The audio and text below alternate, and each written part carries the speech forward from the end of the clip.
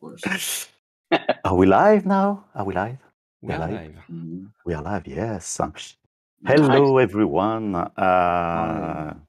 We are very happy to welcome you in our first live stream dedicated to Lychee Slicer with a part of the team. Just let us know in the chat if everything is okay. Yes, Lychee, but you can say Lychee because in the chat people are already just writing, is it a Lychee or Lychee or whatever?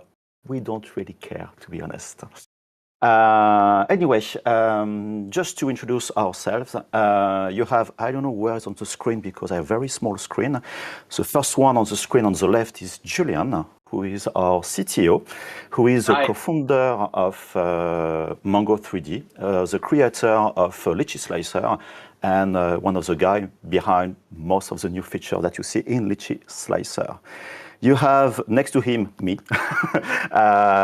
who is, and I'm Thomas. I'm the CEO of Mango 3D, in charge of a lot of things. And by the way, like Alexandre, who is just the last one on the right, we are both 3D artists and doing a lot of 3D stuff, 3D printing. And between, and Alexandre, who is our, sorry, Tommy. worries. Alexandra is our technical manager, technical support manager, but also participating in the software development for features and functions and working together, Julian, Alexander, and myself. And then, sorry, Tommy, then in between Alexander and myself, you have Tommy, who is our community manager. Then you have a part of the team. First of all, second point, as you know, we are a half French, half Belgium company. And because of that, we have a very strong French accent. Then we'll have to deal with that during the stream. We are very sorry. And we hope that you will understand everything. And before letting, why not, other people talking in the team, like I said, this is our first live stream.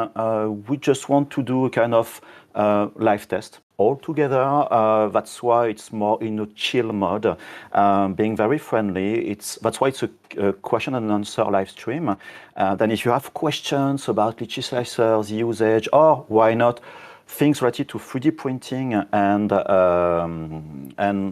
resin printing, of course, questions or things can help you being, I don't know, more efficient in Lychee Slicer or looking for some stuff, feel free to ask your questions.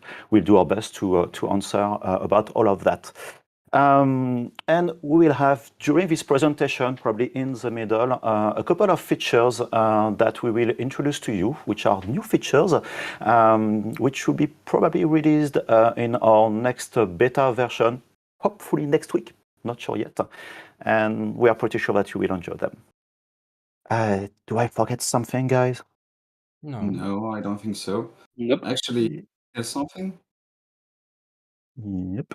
So basically, yeah, sorry, Thomas. So basically, we are really happy to have you guys. Anyway, if you have any questions, please ask the questions in chat. You can go on YouTube, you can go on the Discord. Just ask the question. We will take some time to look at them, and then if we can answer you, we're gonna go through all your questions about the features, problems, or anything you want to know. Do not hesitate, and of course, share the stream if you can. And we are happy to have you and Thomas. There you go. Okay. There is already not, let's say, more questions, but not really questions, but more, let's say, feature requests already. Then, Julian, some of them are for you. The model Railroad Rosos would like to ask if there is a way to drag support in a straight line. If you mean having a support like that and drag and dropping the support just in straight line. Right now, in just keeping without attachment, there is no real way to keep straight line. Then I'm not very sure to understand your question about that. Then for this type of questions, the best is to join our Discord server. Tommy will put the link in the description. The thing is, we are on Discord, and this is the best way to exchange about feature requests or things like that, because you can just sending screenshot or short videos, which will help us to understand what you're looking for. Then for that, I'm not very sure. Then you can specify your question in the comment. Perhaps we'll be able to understand that one. And Greg, Fries, sorry for your name if I just not pronouncing the best way, which is having a question about changing in the library the text font. For now, there is no way to change the font of the text. This is really the default one. But in the future, I don't know when, but we will improve the text editor because it can be very useful for a lot of things. And right now we know it's kind of limited. But just something that you have to know, this is perhaps a side comment. We have requests about, oh, we would like to do something like that in Lychee Slicer. An example, opening a slice file, the file that your printer will read, and you say, oh, I would like to look at that in Lychee Slicer. And we don't really want to develop this feature. It's not that we don't really want, but there is sometimes better tools which can do that. About these slice files, let's say you want to open your CTB file for your Saturn II 3D printer or Mars 3 or whatever. The best is to use software which is UV tool that you can connect in Lychee Slicer that provide a lot of great features. Then why not reinventing the wheel? Then for the text, of course, we want to improve that, but I can say for now, perhaps the best is, let's say, to go in Blender software, typing your text, we have a lot more nice features. The thing is, for Lychee Slicer, we are more a preparation software and not, let's say, an advanced creation software. Then, of course, we'll improve things in the future, but sometimes, this is more a global answer that I'm giving you right now, that we just try to focus on what is the most important for 3D printing users when they want to prepare their 3D model. That's why some features, we would like to have that myself, because I asked this question for the slice files to Julian a few days ago, and there was a lot of debate about perhaps it would be better to have a better connection with UV tools and not doing this development while there is so many things that we want to do in Lychee Slicer. Okay, for the question from Leon, the straight lines, you mean click one time, click a second time, and add supports evenly distributed? Then this features is already developed, but not released yet. But we have it, so yeah, it will come in a future version. Okay. Sorry, I'm reading the chat at the same time. And yeah, for support painting, okay, I understand now. It's the same rules. Yeah, but talking and reading the chat at the same time, sorry, I'm not very good in that. Yeah, we understand that for some type like the dice support creations and things like that, it would be very useful. Probably something like that. There is someone asking about opening maybe 2 or multiple Lychee Slicer at the same time. Would it be possible? That's Julian, a great idea. this one is for you. It's for you. Yeah. I can answer, but I'll let you that one. Yeah. The thing is that it's not really easy to make that because some OS didn't allow you to make that, like macOS or just macOS, in fact. But yeah, we are already working on multiple instance of Lychee Slicer, and yeah, there is a lot of things to manage, like the user management, where you will be able to manage your user subscription and stuff like that, on which window and yeah, and stuff like that. But yeah, we already worked a lot on that. It will not be coming soon, but we will release really big features in maybe 1 or 2 months that will really push forward this feature in the next update before that. So we already work on that. We will work on that soon, and we will really try to push this feature a lot in the next month or stuff like that. Maybe before 2023, we will be able to launch multiple instances of Lychee Slicer. There is a question which was above from DM Buji, sorry for the name again, who would like to see an update of the tutorials, the video tutorial that you have when you start Lychee Slicer at the beginning. This is, in fact, a kind of problem, let's be honest with that. That's why we are pushing a lot the videos from Michael Pavlovich, who did just before the release of version 4, a big series of videos dedicated to learning Lychee Slicer, which is really a great series of videos. And we are pushing for now this one. But like Julian said in the comment of the video, we are working on that now that we have the version 4, which is, let's say, stabilized since this 4.1, the version that we released a few days ago. We will move forward on that. We're just waiting a little bit. To be honest, I'm working myself on these videos, perhaps not my voice, but yeah, we need to improve. And you have to know that education is very, very important for us. We are a small team, obviously, but in the future, expect more and more tutorials, tips and tricks, and information about Lychee Slicer and Lychee Slicer in the 3D printing, let's say, process.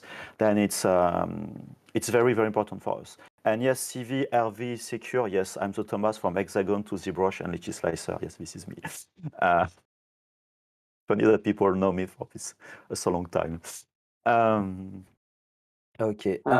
George F is asking about anti-aliasing in Lychee Slicer. We are right now, and I think Thomas will not like that I will say that, but we are right now working on a new anti-aliasing in Lychee Slicer.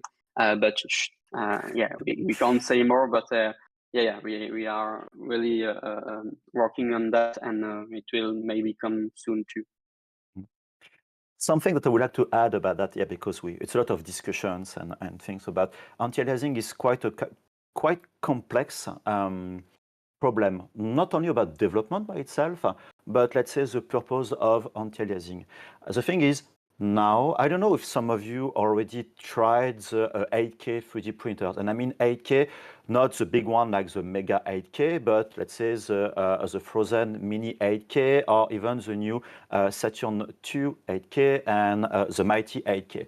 These printers have pixels which are very small, between 22 microns and 28.5 microns, which is very, very accurate. I have some prints just next to me from the Mini 8K. And now, when your model, let's say, is more organic, with full of details, there is no need anymore about anti-aliasing. If you have a good resin, the problem also with anti-aliasing, if you are using, let's say, a transparent resin or, let's say, low-cost resin, the aliasing may be more and more visible. Then, of course, we need to improve the anti-aliasing, but it's just a matter of time when it won't be, let's say, necessary for your 3D prints. This is, of course, more a personal opinion. We still have a lot of users who have 50 microns pixels, let's say, resolution, and who need to have a good anti-aliasing. Then it's not that we don't want to do, like said Julian, we are working on that, and it shouldn't have answer this question because it's too early to provide, let's say, our result and things like that. This is quite important, but it's a very difficult problem, like I said before, compared to the other feature that we want to develop. And someone, I don't remember who, asked us, if you have an unlimited amount of money, what would you do as a feature? I don't say it would be a feature. It would be, like I said, educating more people, educating to 3D printing, all this creation process. And not only, let's say, just learning Lychee Slicer, but having a better understanding of the 3D printing, what you can do, limitation, to having everyone being able to move forward and way beyond to what they can imagine they could do in 3D printing. Then it's not a feature, but 3D printing is so amazing. Yeah, sorry, I love 3D printing. That the more people can use 3D printing, the more high quality results they can achieve, having a success rate for their prints and so on, the more stuff they will do. And for us, being creative is very important. For me, at least, it's very, very, very important. Yes, Alexandre. Yeah, Alexandre, the No, same for me. So yeah, if you had a lot of money, having the opportunity to open a school, to provide more tutorials, having guests coming for making tutorials, it would be great. Yeah. And by the way, we have in the chat 3D Musketeers. Hello. Please visit his YouTube channel. We had a great chat with him a few months ago. By the way, If there is other questions or comments or things like that, can you import a model There is, with? yeah, we have Adam asking us about machine learning and AI in the slicer. Yeah, Do we we have? already have some AI in Lychee Slicer. As AI is artificial intelligence, we are already working on some features, and like you could see the positioning of the supports is quite like an AI too, because it will do a lot of try to go to the ground and stuff like that. So and other algorithm already work like a bit like AI. Machine learning, it's a bit of another stuff, and yeah, maybe it will work in future development too, but not for now. Quite a complex job. Yeah, quite complex. Yeah. Sorry, there is a lot of things that we are working on or preparing, but definitely it's not something that we can talk, let's say, on public like that. You have to know that our to-do list is internal one is already huge. If you add the one from our users, it's it's more matter of time and let's say hands and developers, finding developers. Just a question, sorry, a comment. I just replied to the chat. Someone, Joshua, asked about the Michael Pavlovich videos. They are already live. Sorry, if you go on his YouTube channel, I don't know that we put. I No, we don't posted put the the link. link. Yeah, I already posted the link earlier. I can't find Oh, it. okay, because I can't see it. But yes, the videos are already online. And even if you already know Lychee Slicer, it's great to watch these videos. We work with Michael Pavlovich. You have to know that Michael Pavlovich is a great, very famous ZBrush artist. ZBrush is the tool which is used by most figurine creators, miniatures and stuff like that. And this guy is really a master, and he learned Lychee Slicer in no time. It was very, very impressive. There is another question, sorry, where it was about. Yes, Adam Black asked about you can import a model, hollow it, and then add some holes in it, then use the magic button and allow it to rotate and support the model, then find the holes. We will improve over the time the magic function by itself. I can't talk about that, of course, now. Because sometimes the magic button, which is this button there, just very quickly, which is able to do auto orientations, auto support, optimizing support. In fact, trying to prepare everything. There is thing that it doesn't do for now. Like you just mentioned hollowing, there is no hollowing. Hollowing is kind of tricky to know when you want to, if you need to add it or not. But anyway, of course, you can disable some stuff like auto orientations. You can remove that. You can remove, let's say, the raft, and after it will just create the support. Let me just create a new scene. Okay. Everything is fine for my screen because I have no feedback. Okay. Yeah, it's fine. Okay. Yeah, perfect. Just increase. Oops, sorry. Like that a little bit, and you go in prepare, and like I said, you go in hollowing 3D, at least for for me, and sorry for the sake of speed for the stream, let me just a low quality one, and if I'm moving my clipping bar, you have the hollowing, and you can put some holes and stuff like that, but when you do the magic button, the idea is, okay, I feel lucky, and it will do the job. I was very dumb because I didn't rotate my model before. Sorry, it was live and I was a little bit too fast. Let me just stop that. I will just wait to see the result. In fact, I did a mistake, and this is for you very important. Sorry, this is a side comment. You don't print your model flat like that, parallel to the base. You will have not a failed print, a higher chance to have failed print, but your base will be kind of very how can I say that? Deformed. Sorry, like some waves in below. It's not not great. Sorry, I hit a bit too far. Like that, and like I said, you can sorry, rotate.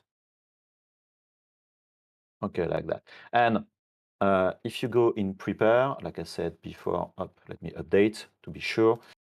And with magic button, now you can do everything. But like I said, I didn't choose to use the auto orientation because I know this one, because let's say more advanced user, I know what is the best orientation. And like I said before, you need to, because you have, not I said before, sorry, you have the holes. It's very important when you do some hollowing like that and pressing the space bar if you are in a pro version to have the manipulator to manipulate your hole like that. You can create your holes, being sure that when you do your hollowing, there is no suction cup on your 3D model. If you don't know what are suction cup, it's like a real suction cup, say in the water, and it can generate a lot of problems and most of the time failed print. That's why it's very important to create these holes and on the good location. We will come back to the suction cup a little bit later. Then my holes are there. And if I go in layout, doing magic, like it was before, then sorry to redo the steps.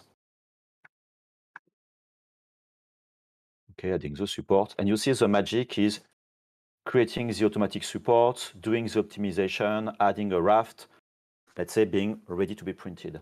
And as you can see, yeah, we have this restriction right now where I try to connect just first the support on the hole, and something that will improve very soon, in fact. And if you look inside of your model, this is the same thing. It doesn't go through the hole.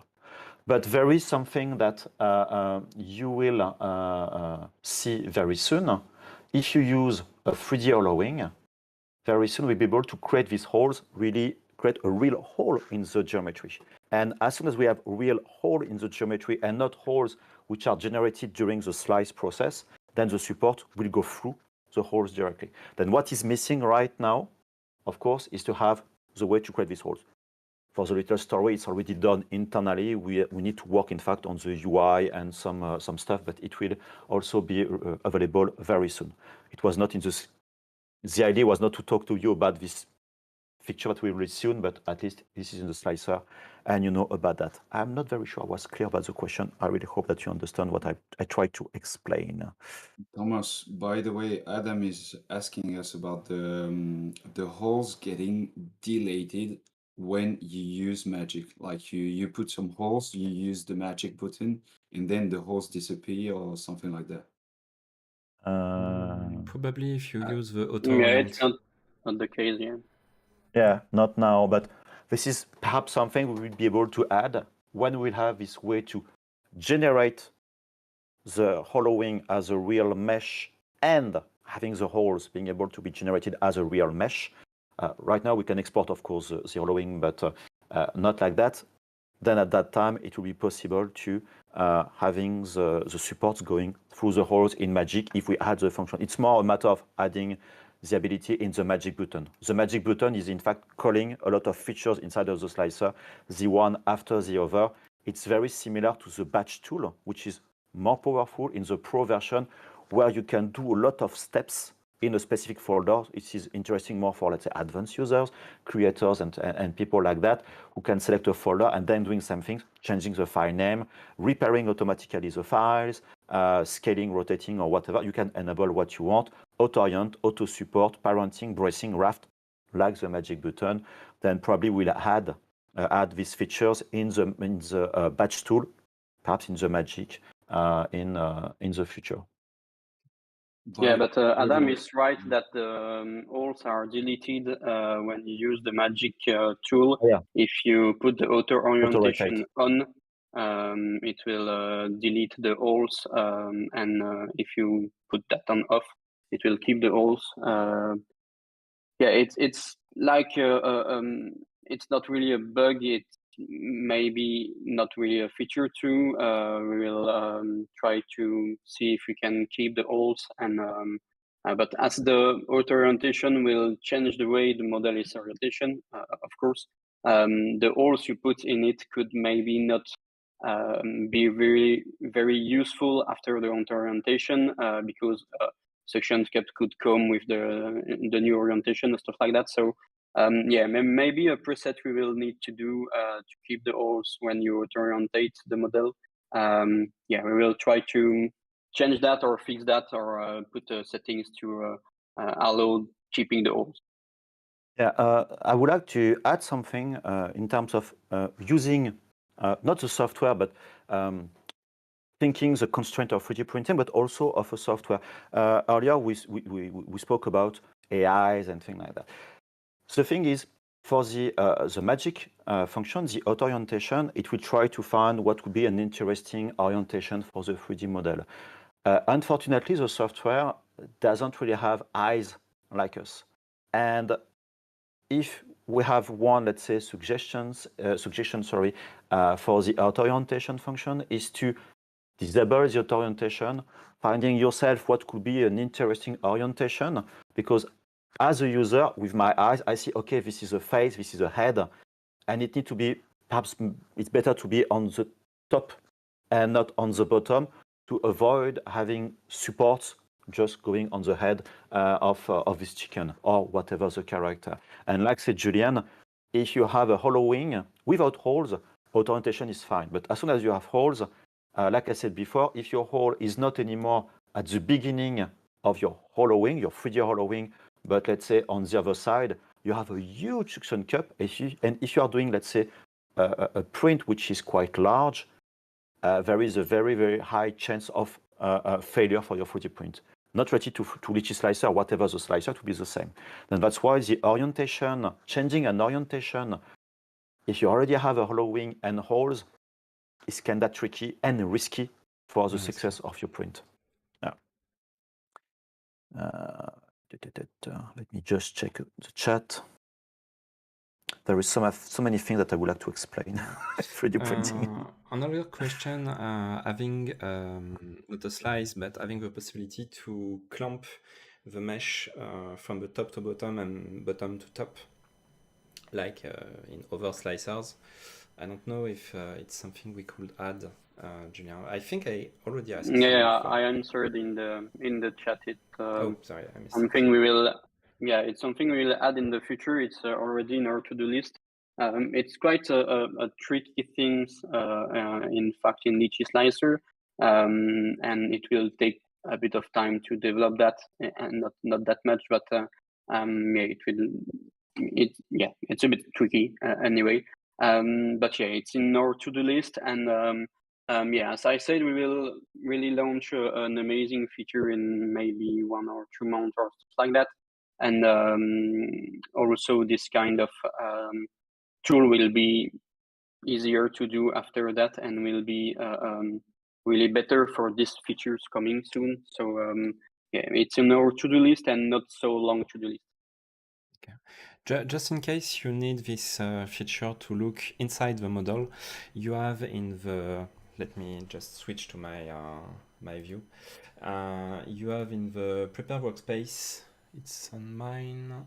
No, it's not on mine. Sorry. I need a full focus. Why is it not switching to my view? Because mine is better. No, because no.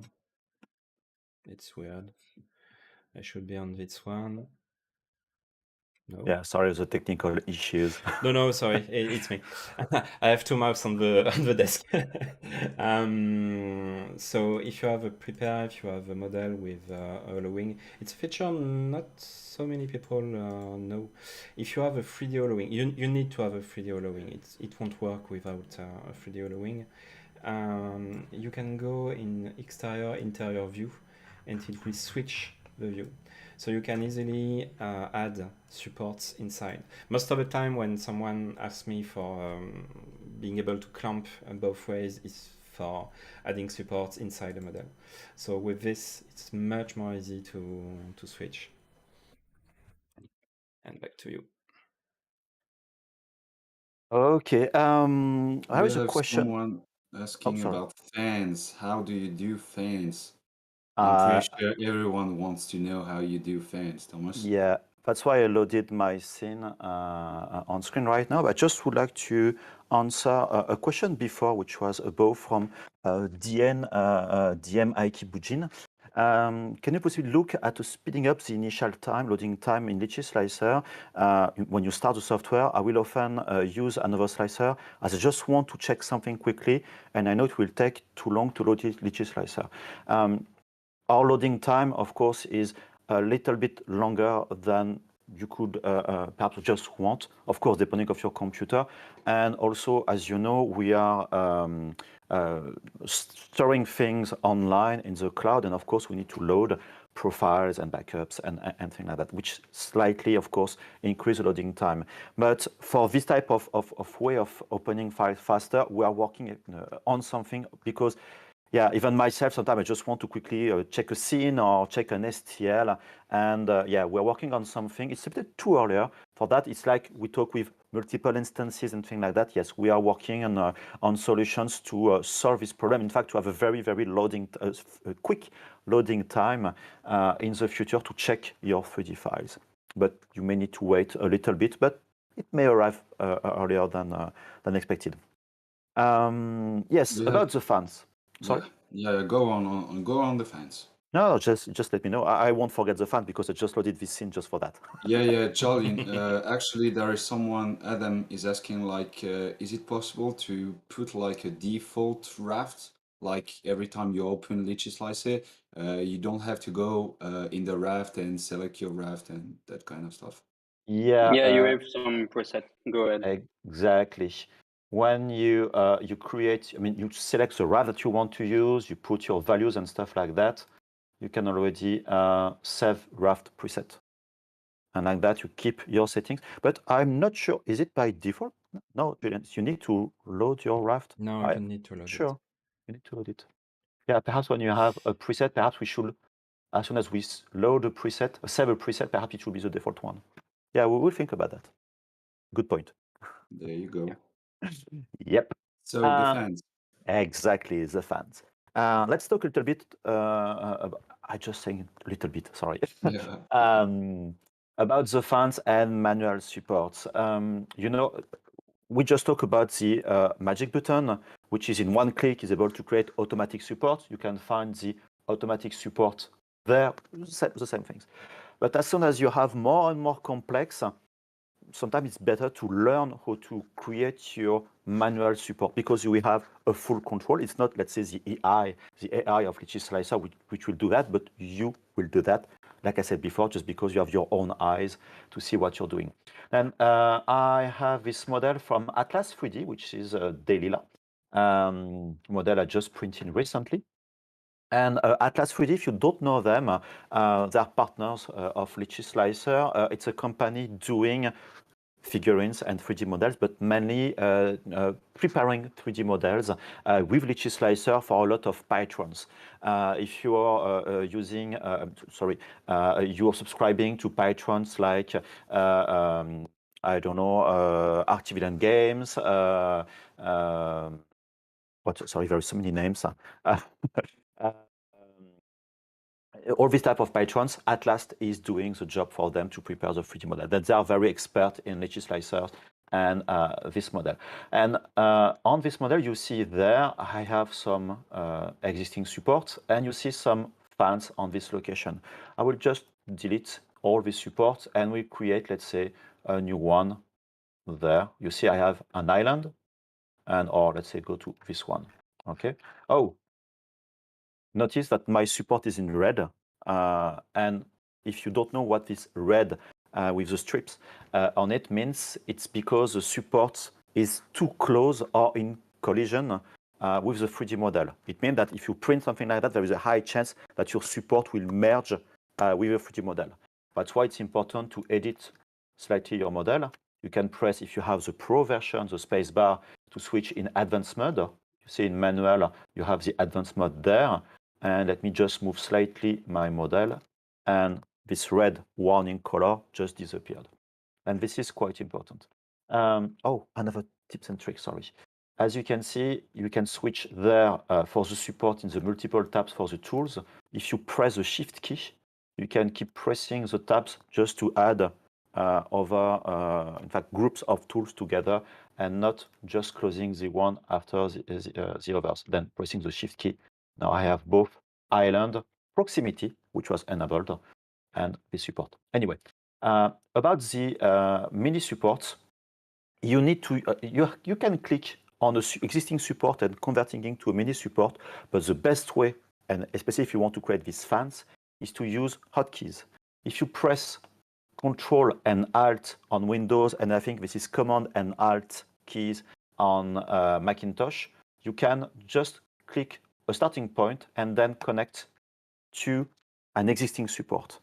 At this stage, you created a mini support, starting point and ending point.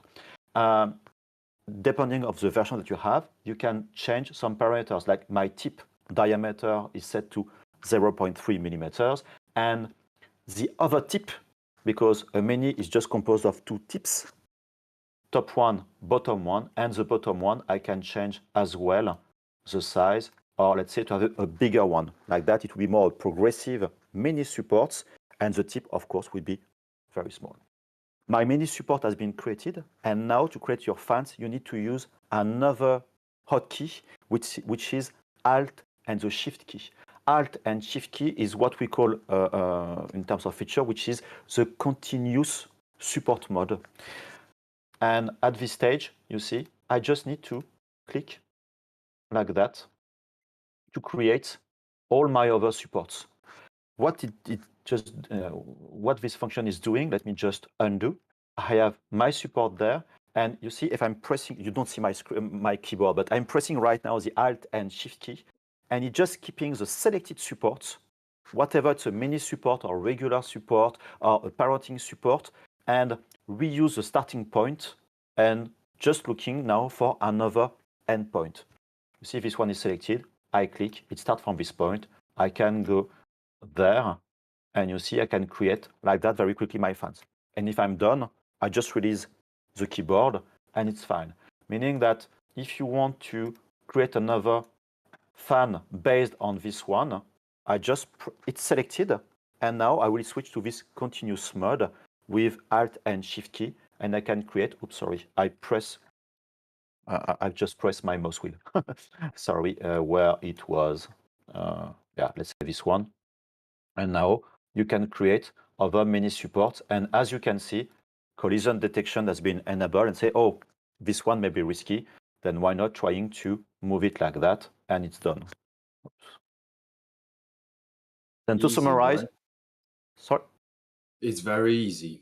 Yeah, exactly. You just need this is the problem. You need to know these two hotkeys, which is Alt and Control to create a mini support, or you need to have an existing mini support or regular support, in fact, and then the continuous mode, which is Alt and Shift keys. If I'm picking another support, I don't know, a small one, like this one, now you see the regular support, I'm pressing Alt and Shift, and you see it's using the same starting point at this stage. It's, let's say, less useful, but sometimes it's quite useful. If you have, let's say, a kind of a parenting support, perhaps you don't know how to create this type of support. You see, this is a regular support, which is connecting to an existing support. It's like you parent yourself the support. You press the Alt key, and now it's just looking at a target point, let's say this other support or this one, and now it's done. You can, by the way, with the Alt key, doing some bracing, manual bracing. Alt key, and I'm going to another support, and it created like that a bracing to improve the strength of your support. And this continuity mode, Alt and Shift key, is working also with this manual bracing. I created a starting point, ending point, and now Alt and Shift is trying to connect, and like that I can manually, very quickly, create some manual bracing between two supports as a kind of continuity of your model. Then this is something which is important, and we need to showcase more of this type of hotkeys, because if you understand and keep in memory these hotkeys, which are the Alt key, Alt, Control, Alt, and Shift, depending on what you can do, you can be very, very fast when creating your supports, manual support for your models. Sorry, it was a lot of information. learn hotkeys to make it easier. There is someone Someone asking is about. asking, Yeah. sorry, is asking Go on. about talking about support inside the models. So Alexander already showed Alexander or Thomas showed the exterior mode when we have hollowed model, and that will help you a lot on working on support inside the hollowing made in Lychee Slicer.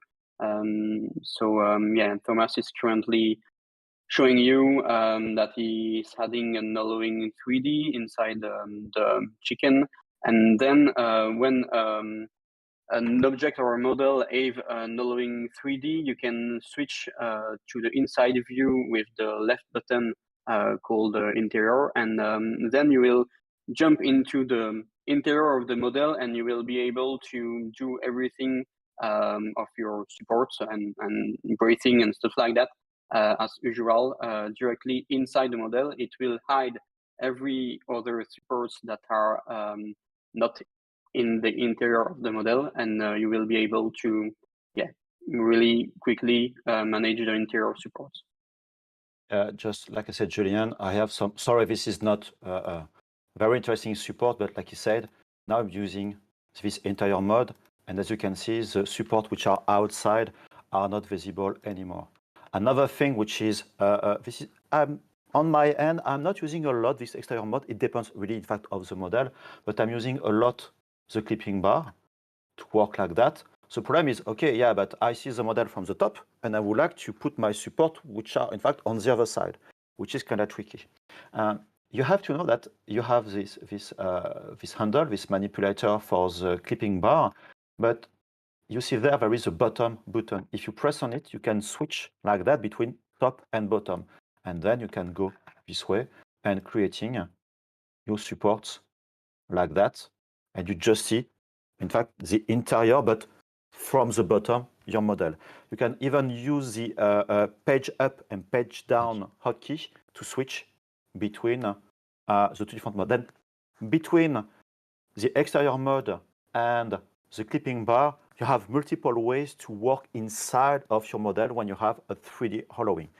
Just one thing I would like to add about this exterior and interior mode, it only works when your model has been hollowed in Lychee Slicer and your hollowing is still, let's say, dynamic, meaning that you can go in the hollow section, hollowing 3D, and let's say I would like to change the thickness to something bigger. You click on update, and it has been updated. And oh, my support disappear. Yes, because you change the thickness. Supports don't know anymore where they need to connect. That's why we remove the support there. It's not a bug. This is, let's say, a restriction when we do hollowing like that. Perhaps we improve that in the future, but it can be very tricky sometimes when you change the hollowing, the qualities, and things like that. Then, if you import a model, a STL file or a BG file or 3MF file in Lychee Slicer, which has been hollowed in another software, let's say in ZBrush, then this interior mode will not work because Lychee Slicer doesn't know, okay, is it inside, outside, and if there is some holes already existing, it's a kind of unique shell of your model. There is no way for us to know what is inside, outside. The only thing which is left for you is using this clipping bar and going top and bottom. But most of the time, it's quite enough to work efficiently that way. Thomas, maybe you could show us the automatic support inside the model, only inside the model. Many people don't know about this one. Yeah, if you go in the support section, you go in automatic. There you have generate automatic support, but it generates automatic support for everything.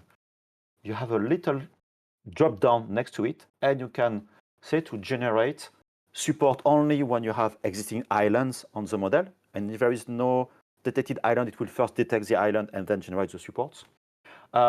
Generate support only, which go to the ground and not will go on the top of the model. And like said Alexandre, you have automatic support for only the inside of the 3D model. Then you need to wait a little bit.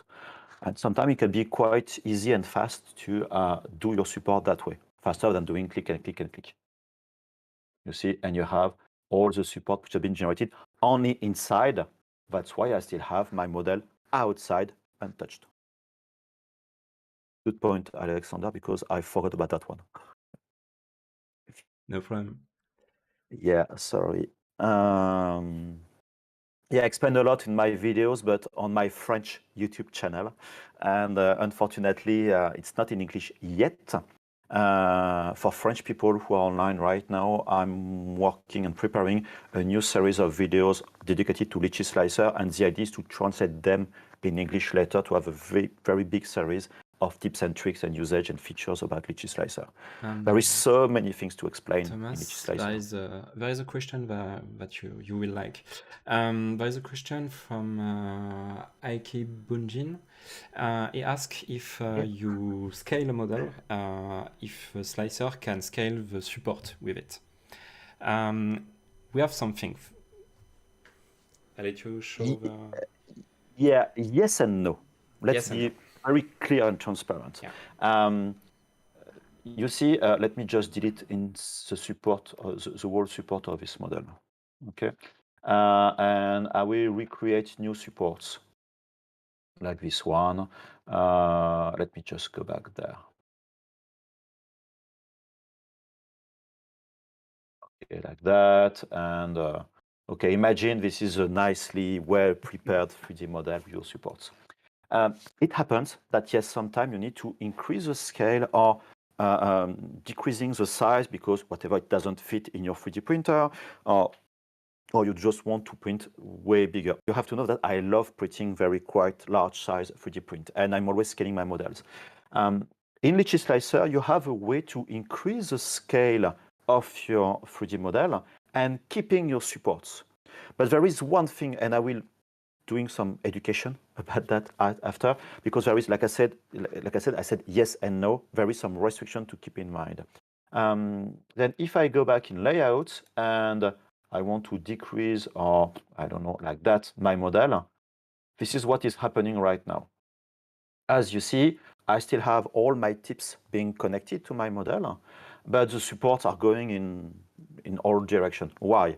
First, because the base keeps their position and the tip are keeping their position. But the model change of place because of the scale, then it doesn't really work. If you go in prepare, and you select your support, if you do a right click on your support, you have a little menu. Not everyone is aware of this right click menu. And you have this recalculate supports. If you do that, directly Lychee Slicer will recalculate all the supports, meaning that it keeps the starting position and will try to find the plate, avoiding all the parts and doing all the support. Then in my example right now, it's working fine. Okay, it's fine. But sometimes you are doing a very large size scale of your model. And unfortunately, it may, because of the shape of your model, not very easy to show, but if you go very quite large, perhaps some support from this point will overlap, let's say, with the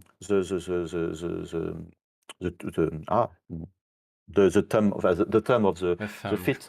Yeah, the thumb there, and it may go around, it may not be able to go around.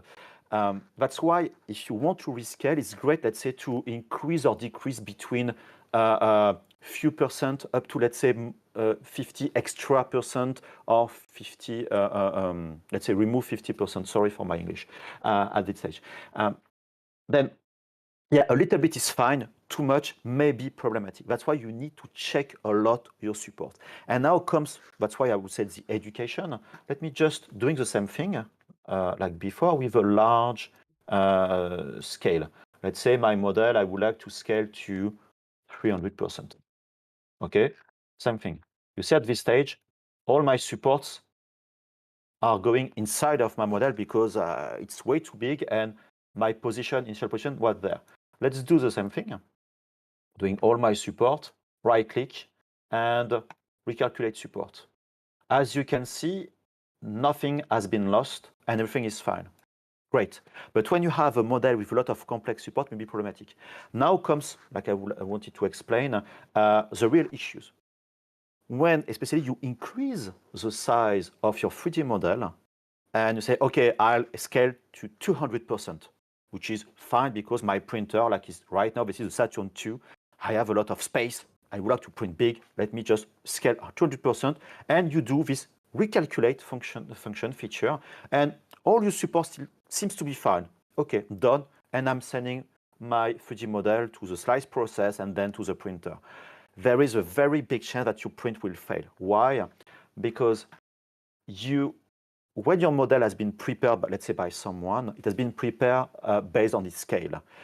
And for that, it needs to have a specific density of support, more or less.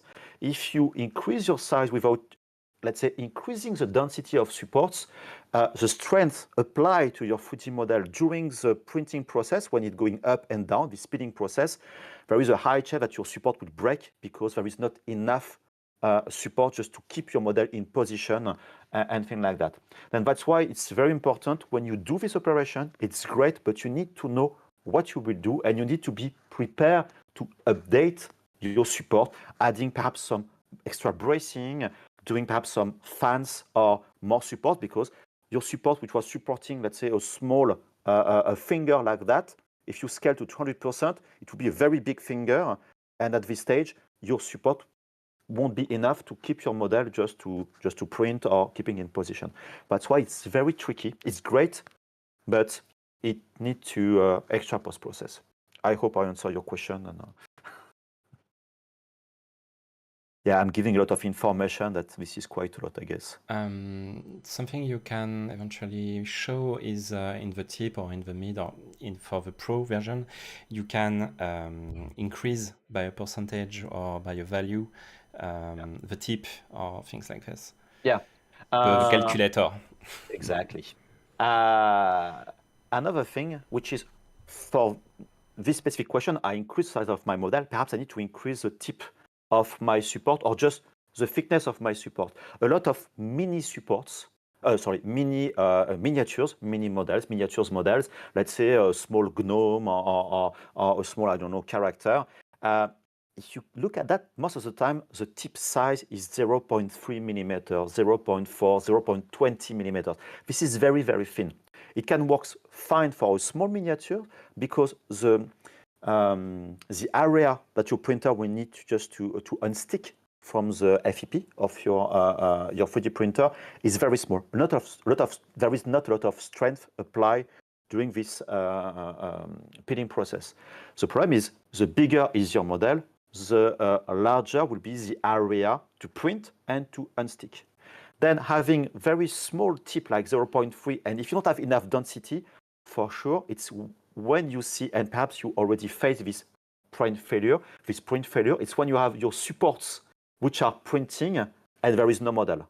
Because most of the time there is not enough support, but most important, the first tips of your 3D print were not thick enough and just break, and then your model is not printing correctly. Then in Lychee Slicer, let me create some support like this one, which is a middle one, and I'm creating this other one, and say this one is perhaps, I don't know, 0.8 for the tip diameter. And I don't know if you see that on screen, but you see that this one is smaller. Let me just go to 0.4, like that. Then two different sizes. Imagine on your 3D model, you have multiple supports, and you just want to beef your supports, having all your supports being larger.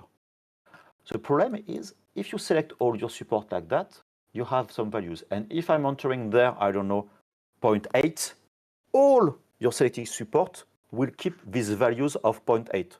Now, what I want to do is just to increase a little bit the value. I just want to add, I don't know, 20% of the value, or just adding 0.1 millimeter to all these values. I just want to increase and not replacing.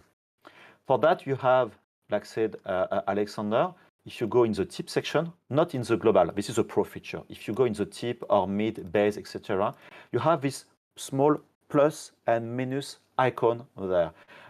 Tip diameter, I just go there and say, oh, I would like to increase from 0.1 millimeter all my support. I click to apply. I don't know if you see on screen, but it just all increase a little bit. Then if I click this one, which was at 0.6, 0.4, now it's 0.5, and this one, which was at 0.8, now it's 0.9. I didn't replace the values, I just increase the values of 0.1. And as you can see, you have multiple operation, minus, plus, or percentage. You have some preset. This is a feature which is not very visible, but this is a feature I'm using a lot, mainly because most of the time these miniatures I have a very, very small tip, and I prefer having a little bit thicker tip and ensure that my print will be a success than having smaller supports and having a risk that my print will fail because I don't know, my FEP is quite old or my resin is not well fine-tuned, whatever the reason. Then this is a small feature, but very useful for the pro version. Yeah, it's never fun to have to clean the printer up after a failure. Yeah, and some people Never. are asking, yes, is it French developers? Just for people who are watching the video after that, yes, we are a French and Belgium company. Julian is in Belgium. Alexander, Tommy, and myself, we are in France. And right now we are in 4 different places. Sure. Anywhere. Yeah, that's why we have this accent. There is someone complaining about like redo supports from scratches. Maybe you can show us like the new feature, the amazing feature called support painting. I'm sure there is a lot of beginners who don't know about support painting. Yeah, let me look. Which question it was? Who was it? No, it's not a question. It's like DAIM A key told us like so often just have to redo supports from scratches, so he's like losing time. So maybe like the support painting would help him a lot. There is multiple things. In fact, support painting is one of the functions to create from scratch. But sometimes you need to recreate from scratch because, I don't know, you have some proxy model or you have a model which is a variation of another one. Sometimes you have a character like that and the same which arms are like that or the head just turn or different styles. I don't have the files to show there in Lychee Slicer, but if you go in layouts, let's say I have this chicken. I don't have the model, unfortunately, but this chicken with the head like that, another one with a hat on top of it, another one, I don't know, with a sword, but still the same model. You need to know that if you select your 3D model, Yeah, sorry. it won't work on a Yeah, library. that's why I was. You can open the scene I send you. It will work with this. Yep, right. Up.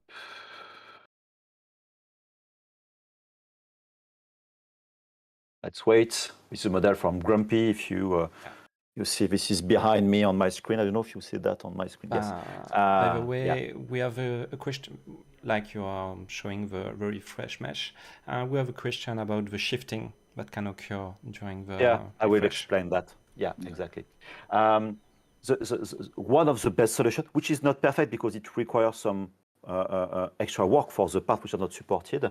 One of the solutions, and we have a lot of users and 3D model creators using this function and people preparing the model, is to use in this object editor, you have the path of the 3D model.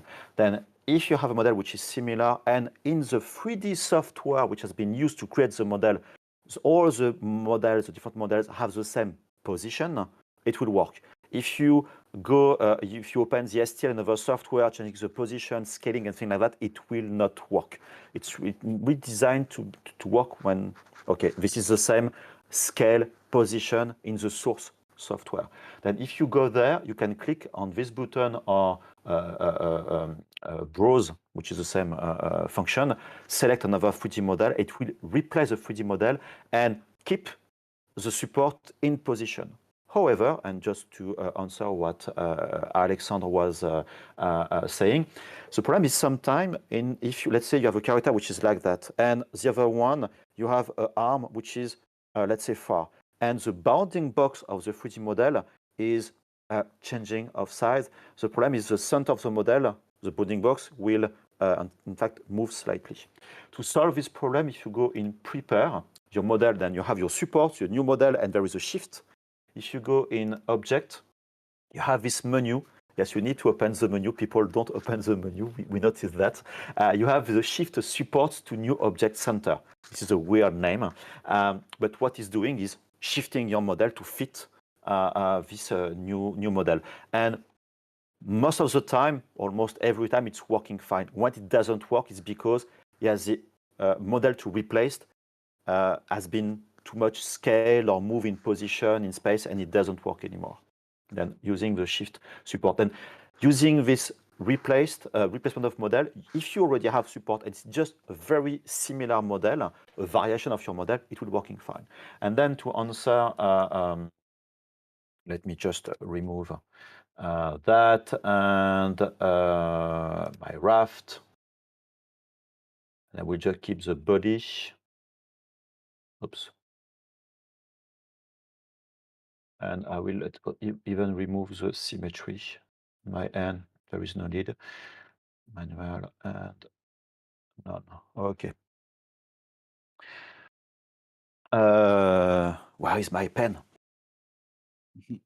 Okay. We introduced very recently the support painting, which is another tool to create support very quickly. It doesn't do all the job because sometimes you really need to have, like we said about fans or things like that, sometimes you really want to have a very accurate positioning of your 3D supports. But if you want to, let's say, painting your models, I have a pen right now, and I'm working on a Cintiq tablet from Wacom. You can just click and drag, and like that, you will create. Sorry, this is just weird stuff. But you create supports following a path. When you release the tip of your pen, it works the same with the mouse, obviously. It creates all the supports, and then you can continue like that. And I don't know if you notice, but when I'm using my pressure, the small circle is changing of size. And with the pressure, if you have a pen tablet, you can, let's say, modulate some parameters. You have by default, sorry, this is none. There is no pressure. If you have a mouse, it will work like if you have the non-pressure mode. Interval and preset. Interval, sorry for my accent. It will, you see, I'm just, sorry. You see, I have a very small pressure and my support are very close to each other. And now if I'm using a strong pressure, my model are farther from each others, like that. Another solution is to use the preset, and you have some setting there. And using the pressure, you will switch from the light, medium, or heavy preset. So I have very small pressure, and now I'm able to really like that, you see, changing the type of support that I'm using. You need to change these thresholds, which is more the sensibility that you like to have with your pen. And very quickly, you can vary using the pressure, defining which type of preset that you want to do. Another thing that I didn't also explain is when you're painting your support like that, if you press the Control key, you can very quickly delete like that your support. Then you can paint. When you want to create some bases like that, you want to go around, it's working very quickly. Like the chicken, we have a really strong base. Before it was click and click and click and click and click and click and click and click for hours. Now you can just go around. You can even paint roughly. Let me just show you why. Because when you're painting like that, you see I'm painting, let's say, very quickly. But if I go back, it doesn't add supports inside because it analyzes in real time the existing supports and keep a density which is, let's say, consistent and not having supports on top of each other and creating some garbage, let's say, of support because of the density. Then that's why we analyze everything like this. Sorry, this is not very nice, but it's working that way. Just a few minutes ago, we spoke about the mini supports. I created a mini support, changing the shape, and using the Alt and Shift key, I can also, you see, like that, creating in few clicks some fonts. This is a very basic model, but online on mongo3d.io, we have in the last blog post in the news section some videos showing that, and you see on a character with the fingers, you can very quickly creating some fonts like that. This is another way to create your supports. Then going fast, but of course it depends of your needs exactly. This is another tool, and we have a lot of ideas for the painting. Sorry, go ahead, Julian. Yeah, Thomas, Nemesis with numbers, I will not say because I'm not as fluent as in English as you. It's asking you to just add a few supports and showing how to add breathing to manual supports by clicking on the breathing button in the manual section. Yeah, like that. 2 supports, manual, bracing, done. That's it. Yeah. Yeah, and if you have a lot of supports, if you have only, like Thomas is showing, if you have 3 or more selecting support, the breathing will only will be done only on the selected support. But if you select no support at all, the auto breathing will add supports to every support in the scene. Yeah. Yeah. Yeah. There is just sometimes that bracing is not added between supports. It's something that we will work to improve the bracing over the time. But you can still select, like I said, 2 support like that, bracing, done. And small tips, we put these notifications to inform you about the result of some algorithm, like automatic support and things like that. If you don't want to look at this these small, let's say, windows. If you go in preferences, I don't remember what it was. I think this is in auto supports or general. General. I think this is in general. What are you searching about? To remove the result of algorithm. Not in global setting. Global setting. You see, we are so used that yeah, in global settings, you have an algorithm result support. Yeah, you put on off. And now let's say I'm just doing a bracing between both of them. You see it's done and there is no, let's say, reporting. But you won't have reporting for everything else. This is yes or, I mean, everything or nothing. I'm talking so much that I have no idea what is happening in the chat. Yeah, don't worry. A little something. I don't know. You talk about the pen, but something I was not really sure at first is that it's really useful to do it with a mouse, and it's really precise. It's not like drawing or painting, so you can have some mistake and some inaccuracy, but it works great, and sometimes it works even faster with a mouse than a stylus. Just you lose the sensibility, that's all. Yeah, the thing is, the pen pressure, I mean, pen tablets now are very, very accurate. Then the variation sometimes of pressure between a little bit and a little bit more is, I mean, quite fast. And you remember I just presented a few minutes ago the preset pressure mode there. Sometimes it's not very easy. That's why we put this threshold mode, because between a tablet, an accurate one, very accurate one, or an old one, or whatever, it's very difficult to find this good balance. And we did not find a way to implement, let's say, a global parameter we work with everyone. I have multiple tablets myself. Same for Alexander. I have Cintiq regular tablets, etc. And it's very difficult. And I agree with Alexander. Side point, Alexandre and myself, we are used to work with ZBrush. It's a software that we know very much, even if I don't sculpt enough right now. It's working with a pen tablet. It's designed to work with a pen tablet. But if you use a polygonal modeler, which is ZModeler, okay, let's work with a mouse. Don't use a pen tablet. It's way faster and way better to use a mouse and not a pen tablet. But we thought it was very nice of this option of, especially for the density, I'm using a lot for this interval between supports, because when I'm doing, let's say, a bases and stuff like that, I really like to have more support at the base and the more I go on the top of the model, I decrease the density. Then I'm going with slow pressure, and the more I go on the top, the more I increase the pressure. And I don't need to be accurate to the micron. Okay, I just need to have support all around. And if there is a variation that I don't know of 0.1 millimeter because my pressure slightly changed, I don't care. It's not a big deal. No big deal. But it's worth trying. Another key element we introduced with the pen tablet support is the new navigation system. So now you can zoom with control, and it's critical for tablet users.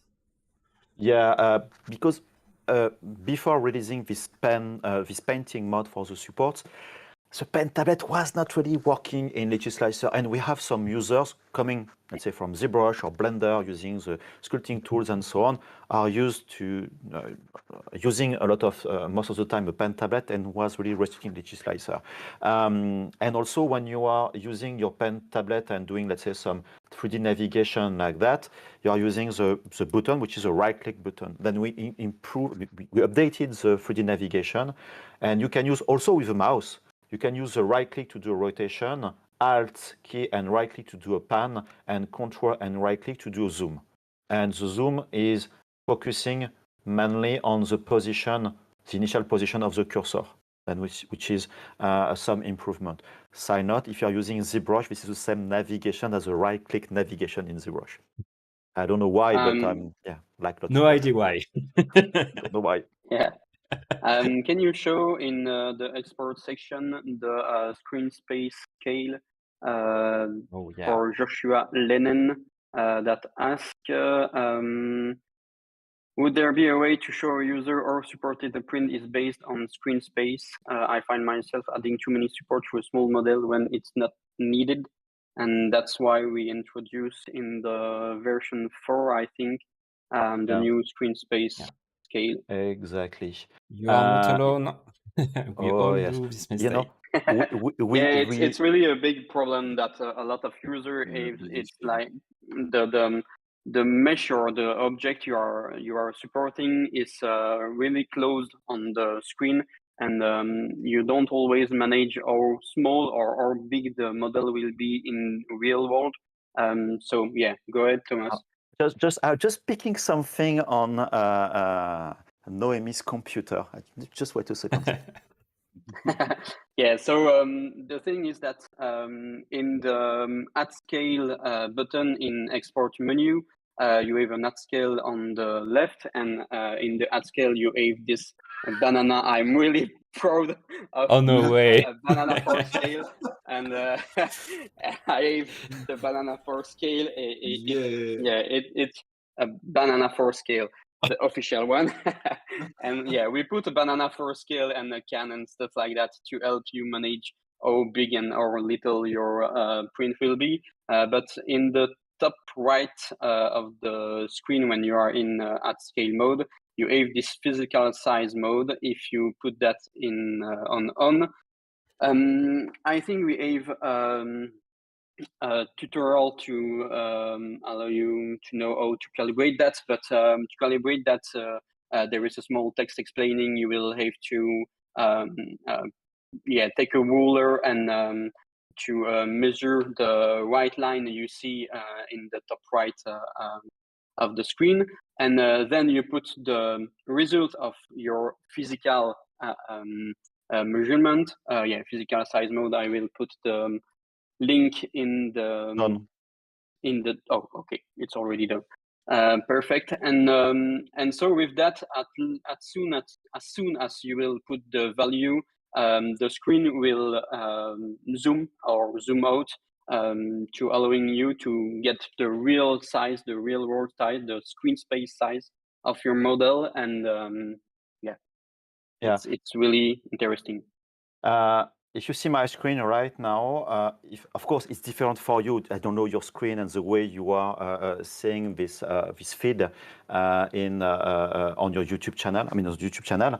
But on my screen, you see this line there. You have a beginning and the end, and I just pick a regular ruler and I put that on screen.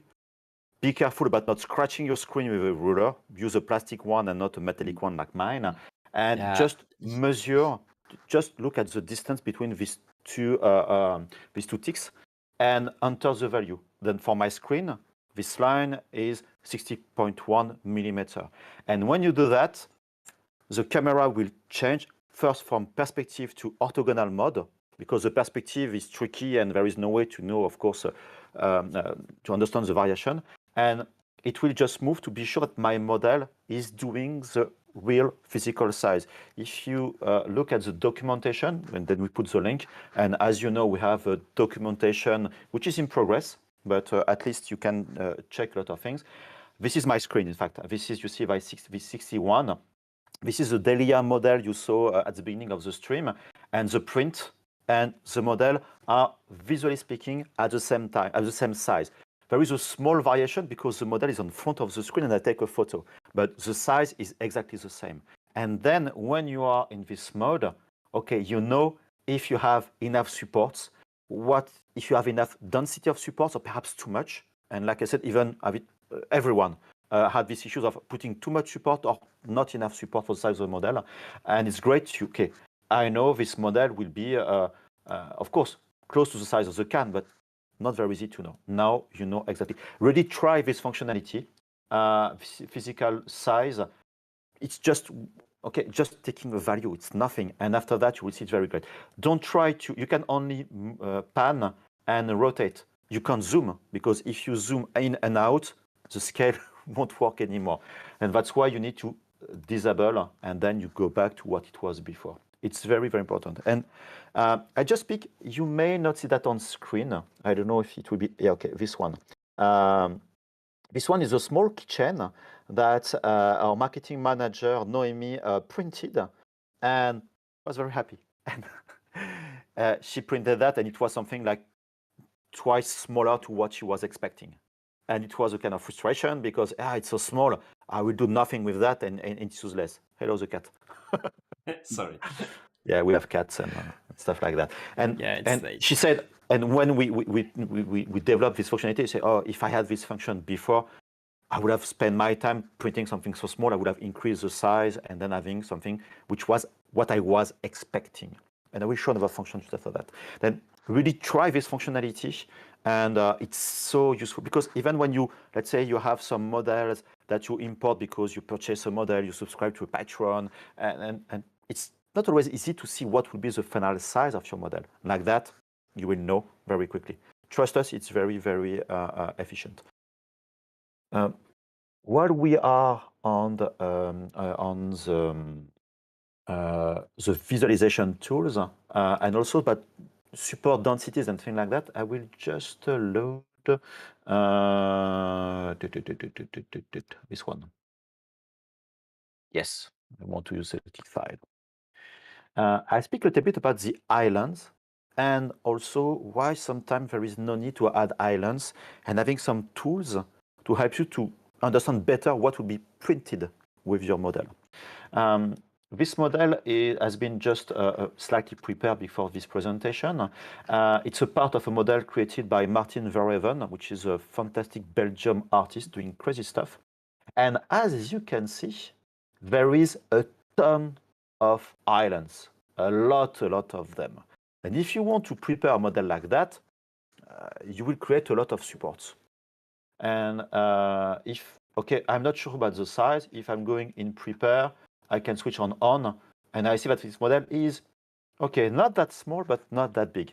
At least I know what it will. And if you look, at least from me on my screen, I see that, okay, a lot of details, but they are quite small, these details. Let me go back in prepare.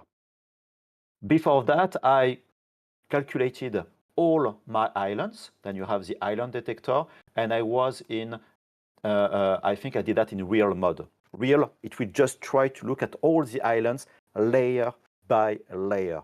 Then if you are printing that, and it has been printed on the Mini 8K at 25 microns per layer, and very, very small resolution. The model is there. I don't see, this is the model in my hands. And as you can see, if I go around, there is no supports on all these islands, just on the bottom to be sure it was working fine. And this model there, sorry, it's not very easy with the background, has been printed with all the island being supported. And you can see that, but with my naked eyes, there is no difference. Okay, now let me explain you why. First of all, if you look at the clipping bar, let me just invert my model. That's why using this clipping bar is very important. And you can go up and down and seeing, let me just go to the next, oh, sorry, it was below. The islands, there, okay? You have this, let's say, let's focus on this one. I hope you see that on screen, this small island. And I'm going up and down, layer by layer. To do that, I'm using the up and down arrow key. I'm going up, like that, and at some point, it will connect there to the main part of your 3D object. Then let me go back. I have 1 layer, 2 layers, 3 layers, 4, and at the almost the 5th layer, let's say the 5th layer, it will connect to the model. 5 layers at 25 microns. It means it will be 125 microns thickness before it connects to the model. If you want to put a support there, and you see right now my support, my tip diameter is 0.3 millimeter. It means it's a very small support. And if you put your support there, at some point, your support tip will be as big as the small island. In fact, you don't need to support something like that because it won't be visible. With this 125 microns, which is almost a tenth of millimeter, is nothing. Then we'll add more support than needed. You will need to clean all these supports one by one, cutting them and so on, and it will create more mess than it was. And to help you understand better this visualization, we added at the same time at this physical scale mode, an option here. You have the view cube for the 3D navigation and so on. You have next to it these view options, and we have multiple parameters like the orthographic mode, switching between orthographic perspective, the P hotkey.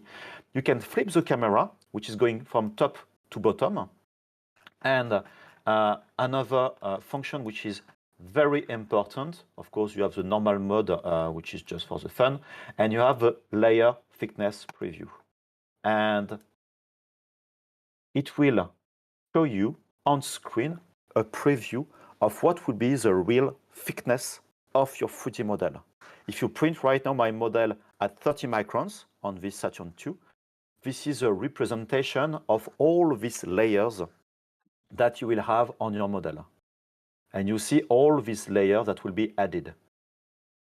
It will help you to understand better your 3D model and see, okay, it's not perhaps needed to add a support just because my island is so small, and after a few layers, it will just merge together with a 3D model without leaving anything on your FEP, of your resin tank, and with your naked eyes, you won't see the difference.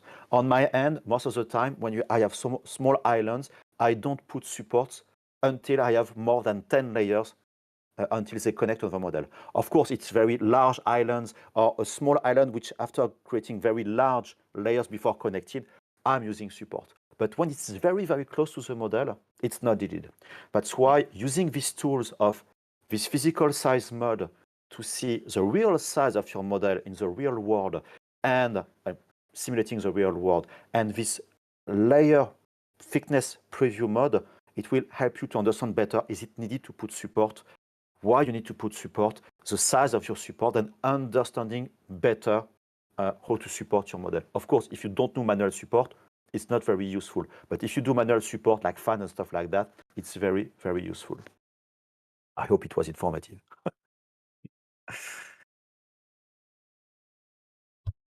Yeah, Just to make it clear, we have a lot of guys asking us like, can I give you some suggestion about features and stuff?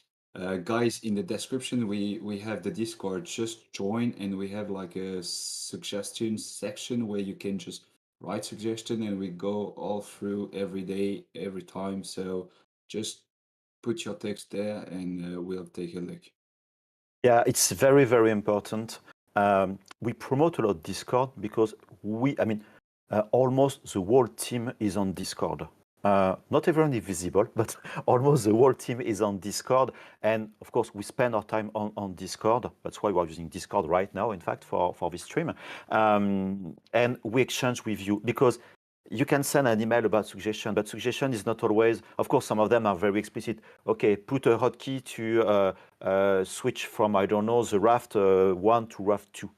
Okay, this is easy. But when you're looking for something more complex, it's important to have some back and forth to understand what is your request. And of course, sometimes you give tips and tricks, or sometimes you have a request, but you already have the feature or having a way to do this feature by combining two different features inside of the software. And this is very important. Join us on Discord. And we are very lucky to have a so great community, a lot of sharing of stuff, tips and tricks, creation, and be part of the Discord. It's really worth it. There is some other question because I can show other stuff. The problem is to stop me. It's the same when we are doing a meeting in the company. They need to stop me. Yeah. Yeah, it's quite a hard job for us. I think the harder job for us is not to put new feature on Lychee Slicer, but to stop Thomas talking. Yes, Adam is mentioning variable layers. Layer. Yes. Let me go back to the Dahlia scene. Okay, this one. Variable layers are a function which is not hidden, but not very visible by default. First of all, it's a feature which is designed to have different printing parameters on different thickness of your model. Let's say you want to have a part, let's say the beginning, which is printed 100 microns, and then switching to 30 microns, and at the end on the top, I don't know, to 30 microns, whatever. Something that I like to do most of the time is to print the first layers at a quite thick thickness. The thing is, you will do less layers than a faster print, and after that, I'm switching to my regular thickness for the layers. If you go there in my printers, then I have multiple printers. Right now, the Saturn 2 printer, which is selected, and I have multiple thickness settings for my resin. 30 for the resin laps, which I have a different settings, 50, 100 microns resolution for the Ceratec Fast Navigray. If I open my settings, this is a printer which is supporting variable layers. Unfortunately, not all the printers support this feature. It's very important to keep in mind. I'm sorry, I'm just doing some side comments about all of that. Some printers doesn't support, it's not the hardware which doesn't support, it's the file format which is not designed to support the variable layers. Some of them are very limited, some others are more complex. And that's why sometimes people say, oh, I saw this parameter in a screenshot or video and I don't see that on my printer. It's not that we don't want to put this parameter. It's just because this parameter is not supported by the file format of the printer. Then I'm a printer using the CTB file format, which is supporting these variable layers. Then I have my old settings. I am in TSMC mode, two-stage motion control mode, with some parameters. I'm in vroom mode. As you can see, I'm just have a very fast lifting speed. Okay, and like I said before, I would like to go in prepare, and until, I don't know, this distance, which is roughly 6.404 millimeter, I will have to, just below this point, having a thickness of 100 microns. And as you can see, I'm a little bit above the beginning of my model. Like that, my first tips, which will start the model, will have a thicker thickness for the layers and ensure it will be stronger. In my clipping bar, you see there a small plus with variable. You click on it, and then it asks you what you want as parameters or profile below and above this position. below I have 30 microns and above 30 microns. I can click there and say, okay, I don't want to have this one, but I want to have this one. And now it will use a profile just below of, I'm sorry. Come on. Oh, I have a small interesting things, Julian. Up there. There below, I have this 100 microns and above 30 microns. I can go there and say, okay, starting, oh, sorry, I moved my points by mistake, because you can move the point saying, okay, I want to start this first separation at this stage. Okay. And now using my clipping bar, going there, you see the small dots showing that, adding another variable layer between this, below I was at 30 microns and say, oh, now I want to switch to, I don't know, 50 microns. And let's say, okay, I want to go there. And you have variable layers and you see the different colors. It's just to show you that you have different areas of your model. You will start at 100 microns, then switching between this point and this point, then between these 5.46 and 70.14 millimeters, you will use 30 microns, and above until the end, it will be 50 microns. And we have users doing a lot of variations, because sometimes if your model is designed for variable layers, you can really increase the speed of your print. And like you saw there, you can also change, I don't know, the exposure time. Say, okay, for this one, I don't want to have my default parameter, but I don't want to have 2.9, but perhaps 2.8. You can change some settings. And for some printers, using some file format like the CWS, you can change almost all the parameters of 3D printing. After that, it depends on the 3D printer and the file format, what is allowing and not allowing. And if you go on our website, there on Mango 3D, if you go in Lychee Slicer, you have the 3D printers list, and you see the small asterisk there, you see 3D printer compatible with variable layer height and transition layers. Then you can see there all the printers which are compatible, and of course the one who have two asterisks have even more features compatible, like the Nova 3D printer, which are very great printers. With the file format, you can do a lot of things, like having overcures support, meaning that your supports will have a different exposure time to have stronger supports in opposition to your 3D model. But it depends on the file format. Okay? I hope it answers the question.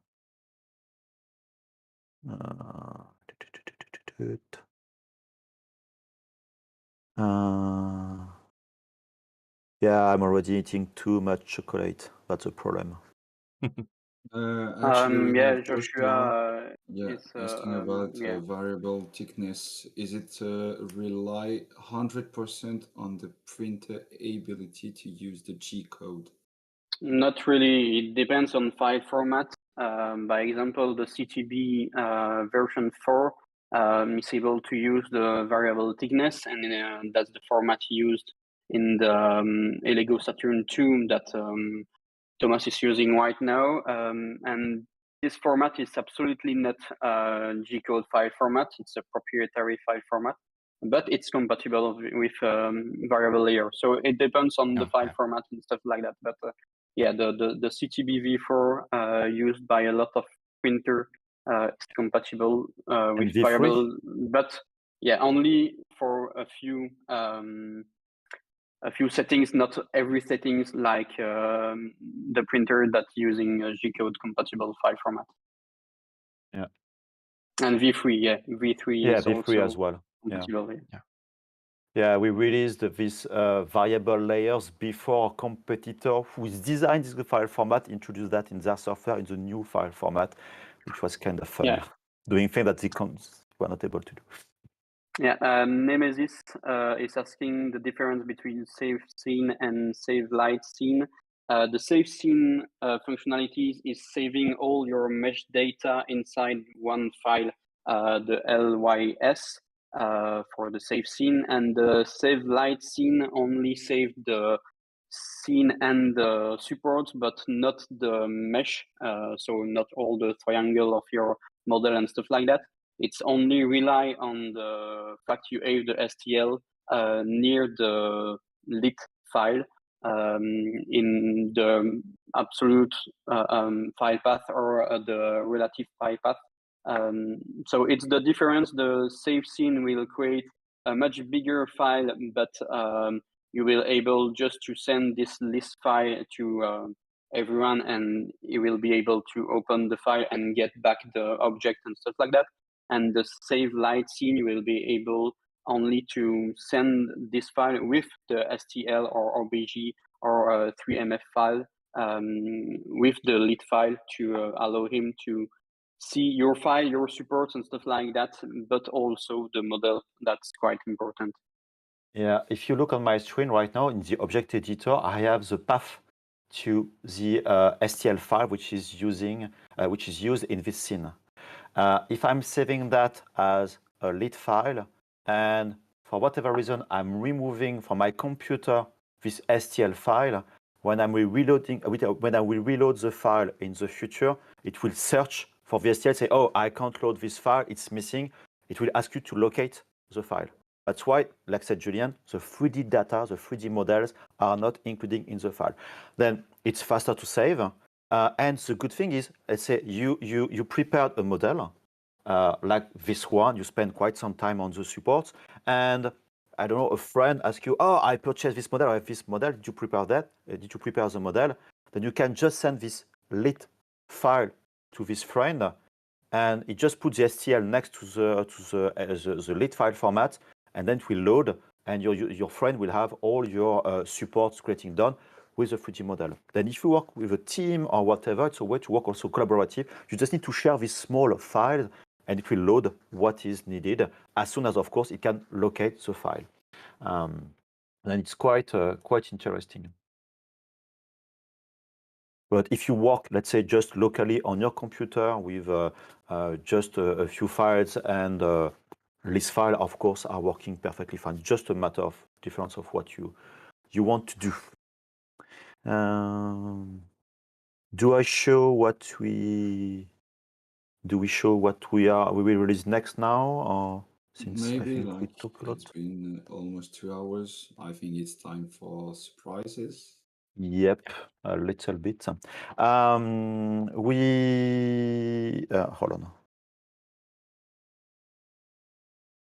on. Yes, Joshua put a comment which is interesting. Also, the fact that Mongo Lychee use a linked STL source file is absolutely incredible. I can modify the brush file, export the STL, and provide the model. Doesn't create new island.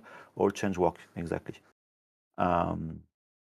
Okay. Oh, Adam, you've made the best slicer. Can you guys now make the best SLA printer? Yeah, we Well, already did that. We already did the best SLA printer, but we will not launch it because it was my printer I made 5 years ago, and now it's completely out of the market because new mono screen and stuff like that. But yeah, we already did the SLA printer, and in fact, we did the SLA printer before doing our slicer, and we do our slicer because we didn't, we were not happy with the slicer available on the market, so we did our own, and then we stopped doing our SLA printer and we continue doing our slicer.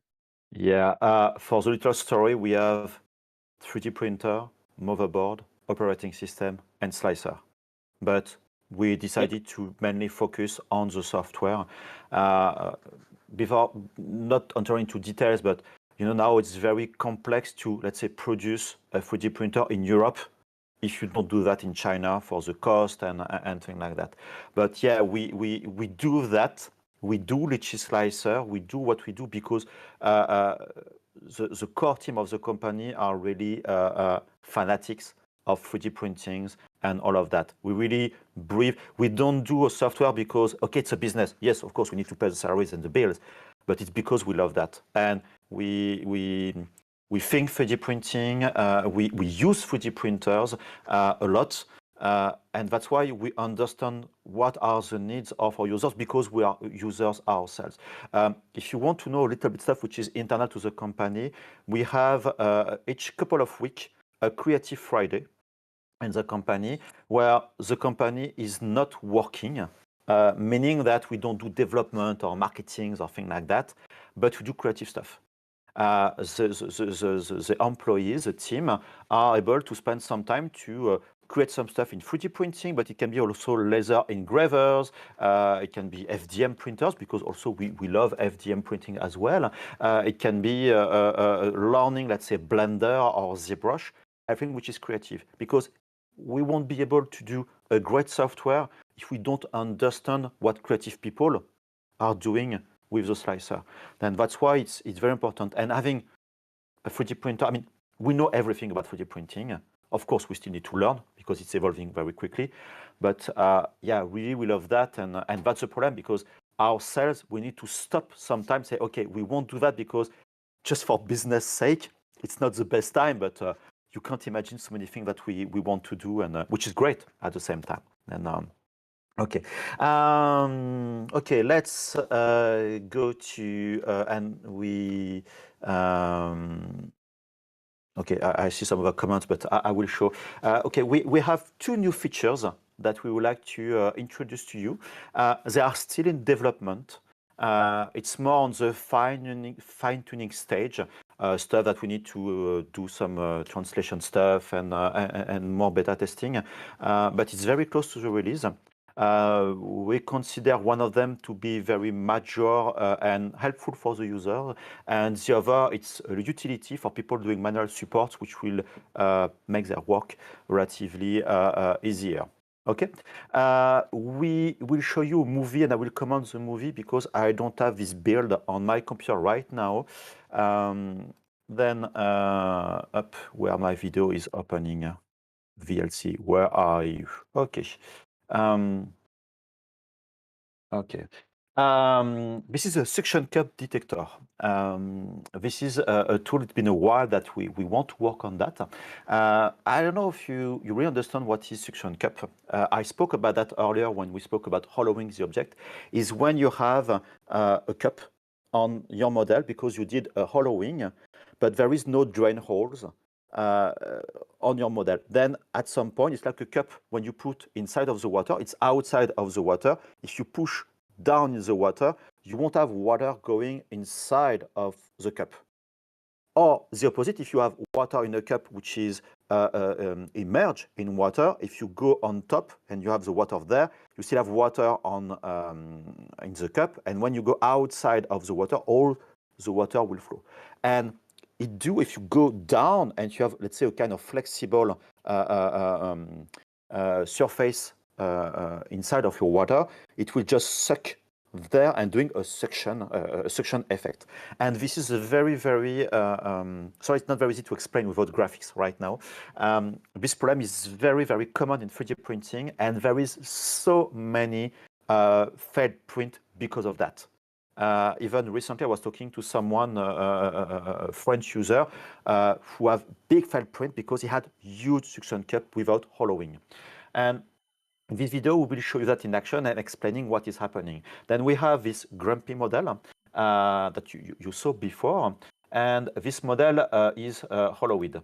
And you see this is the inside of the model. And at this stage, there is no holes on the model. Then everything you see there is a kind of big suction cup. If you print your model like that without creating some holes, drain holes, you will have a lot of resin inside first, which is problematic for your print risk to crack and explode at some point because of the liquid resin inside. And also you have there, imagine like a big glass like that, and at each layer it will print, and doing the peeling process, it will stick a lot, putting a lot of force on the FEP, a lot of force on your support, and this is also where your model may just fall inside of your resin tank. The other thing is, because of the force, your support may break at the same time. And sometimes the force are so big that the print is cracking, having some holes but not very natural holes, and break. It's very, very important to avoid as much as possible this suction cup in Lychee Slicer. Then this model has been hollowed, and you see we have a suction cup detector just to search on the object the suction cup. Then after some computation, it will show you, this is a clipping bar, then we don't see the top of the model, but it highlights the model, telling you that, okay, all this area is a suction cup, then there is a big risk there. If I move forward, you see you see the clipping bar. The clipping bar needs to have some refinement. That's why we are not ready to release the model. But if you add, we did that today. yeah, exactly. If you add a drain hole, let's say on this location, and I think few ones like that, and then you recompute the suction cup, it will detect that there is some holes, but it shows you that there is still some drain holes because this hole is just above the bottom of the 3D model. That's why you see these two suction cups there and this extra one, which are above, are still visible. You see these drain holes are there because of the keys to do the assembly of the model. Then this function is, okay, it's perhaps not a wow effect, but it will really, really, really help you to avoid failed print because of suction cup. And this is typically something that probably in the future we'll add in the magic function just after at the end it does the stuff and doing automatic pass of, okay, checking if there is no failed print. If you noticed recently, in these past releases, we added these proximity sensors. We add all these very powerful island detectors. Now we show you the real size of the model. We show you the thickness of the model. We show you now, with the next version, all the suction cup. It's a lot of tools which are not designed to create, let's say, supports, but to help you understand where it can fail, because a failed print is a lot of frustration for the user. You lose your time, you need to clean up all the mess with resin printers and all of that. Then these tools for us are very, very important. Then we really invite you, when it will be released, to always, before doing a print, if you did some hollowing on your model, just checking that you don't have suction cup. Of course, small ones like that are not very important because they are very small one and you have a way to clean your model. But sometimes you have, I don't know, an arm like that, you did some hollowing and then you have the hollowing inside the arm and then perhaps some areas inside of the fingers. Then you may see some, sorry, I don't have a model there to show you that. You may see these hollowing, these drain holes. Then with the hollowing blockers, you can put some blockers and be sure there is no hole there. Or you can add some drain holes to having a continuity for your model. I don't know if you have some question about the suction cup because I don't see the Chat. yeah, the whole suggestions. That's, yeah, it's something that, okay, Yeah. another subject. Then yes, Adam Black, these small ones are okay to print. But on my end, as a user, to be sure my print are really a success, I'm trying as much as possible to remove the drain holes. And I wanted to rotate. It's a video, Thomas. You can't rotate. I know that I will avoid this one, and even the top one, I will put a small drain holes in the keys, the keys, to be sure there is no risk. Because I don't have the model there. I don't know if you remember, but for the Valentine's Day, we provided a list of 3D models and we printed this model. And we had a box, which is a hearth shape like that. And we printed that directly on the build plate without thinking. It was a huge suction cup. And we added some drain holes for a second print. Small one, 3 millimeters. But the size was so big that even drain holes of 3 millimeters was not enough to compensate the pressure of the resin. Then that's why even sometimes it's a small suction cup, but based on the thickness of your support, the size of your tip, the thickness of your print, it's better to add some extra joint holes to be sure the pressure is lower than expected. You can't imagine how much pressure it is for your printer. And if you use these room settings where you are using fast speed to go very fast up and down, it's even higher. Then keep that in mind. It's very, very important. We are very proud of this feature, and been a while I'm asking for this feature. Yeah. I don't know for the chat.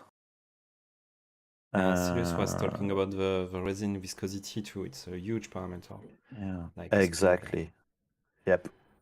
Yeah, 3 mm holes, 3 millimeters is really the minimum for small Yeah. areas. If you have a large volume of resin, never put. In fact, always put holes which are as large as you can. If you can put very large holes, put very large holes. If it's not a problem about filling with putty after that, or it's not impacting the design, do that. You see on this model, it's on the bottom. Okay, you can put some extra small holes. For the keys, it's inside the model. Then put some holes. There is no risk. Yeah. Okay. Another thing I will suggest is to add holes not only on the bottom of the print, but on the top too, to ease the rinse of the EPA or the product you use to rinse your print. And have multiple holes, not just one or two. Yeah. As soon I don't have models to show there because you see this one. Sorry, it's not a model which is easy to follow because the design is not very easy.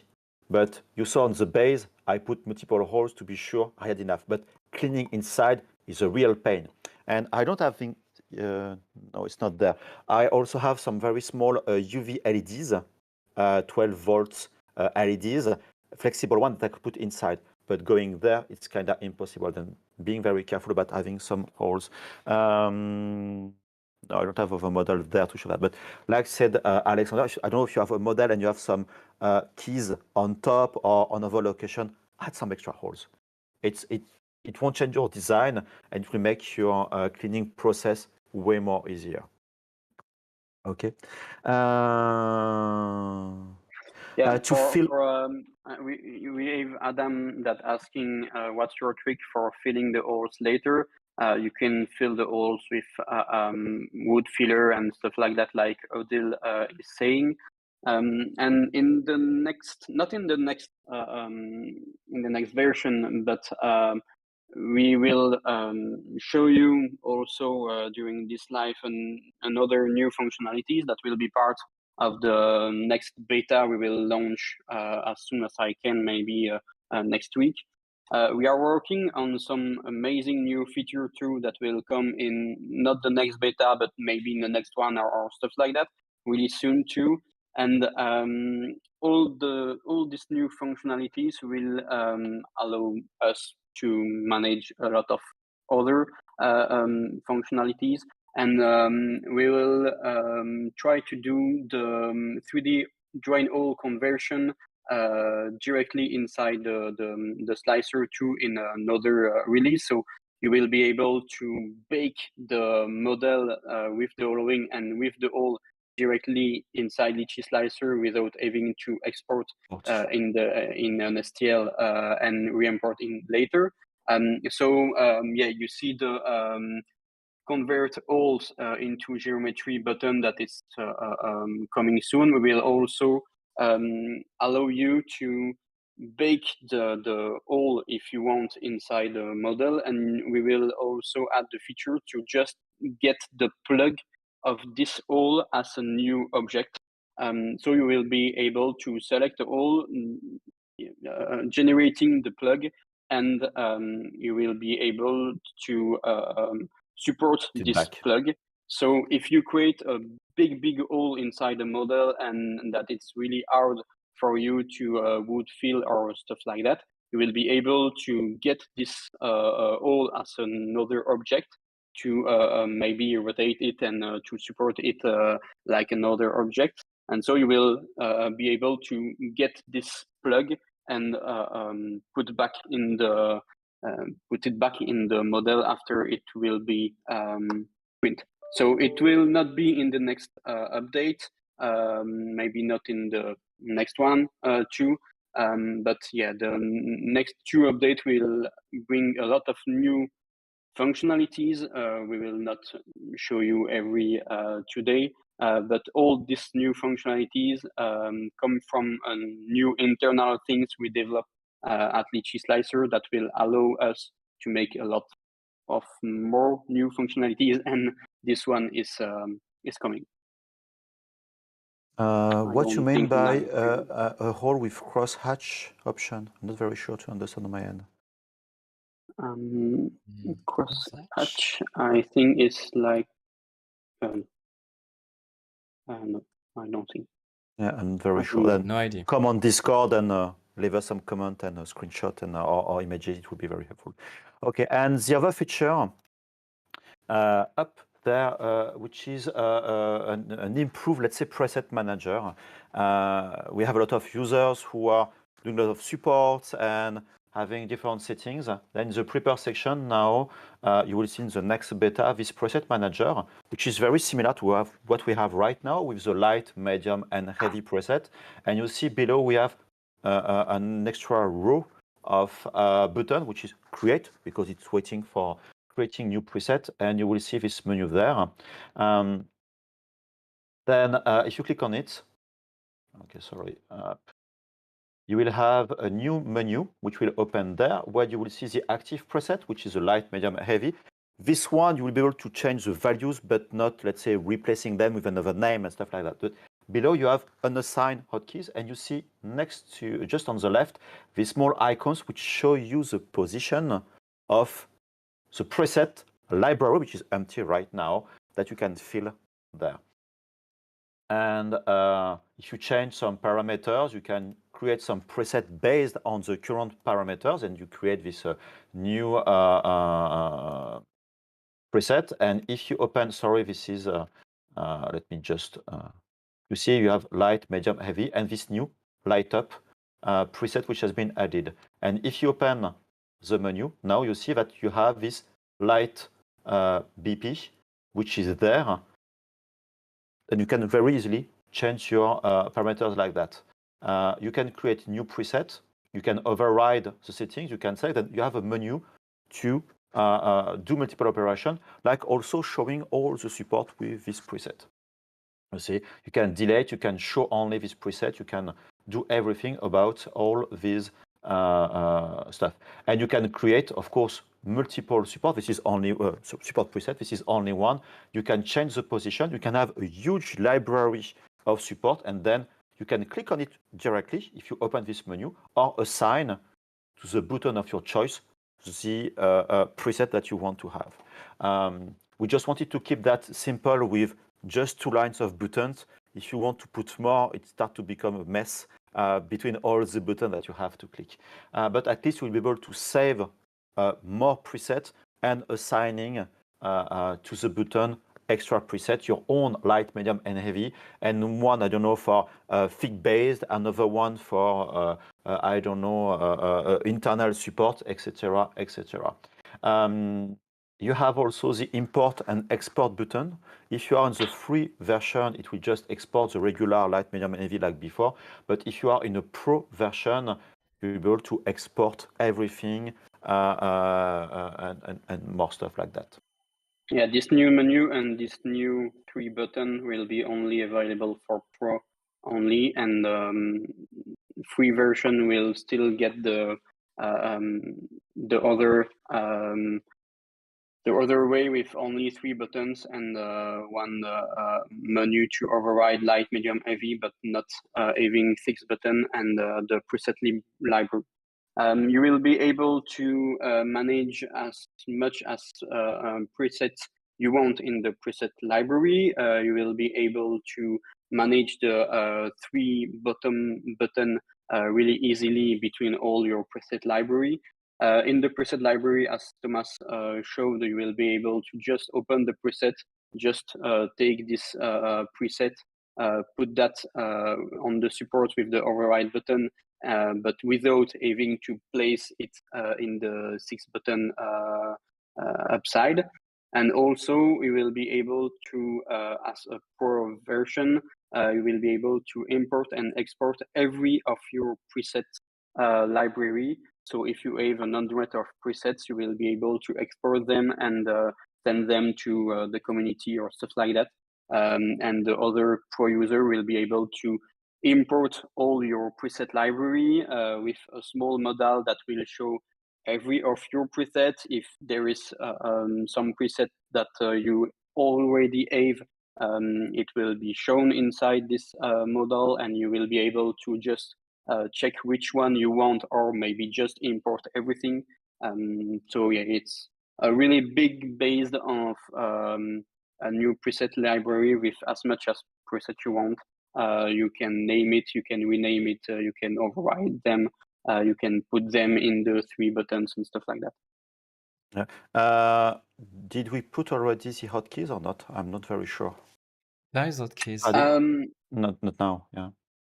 Yeah, I don't think so. We will add hotkeys really soon, and maybe in the beta when it will be released, there will be hotkeys for to manage the 6 button. We already have control 1, 2, and 3 to select light, medium, heavy, and I think we will add also control 4, 5, and 6 to manage this new 3 button.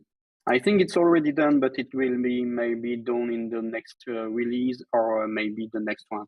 I don't know. Yeah, Yeah. I was talking about it with Stefan this morning.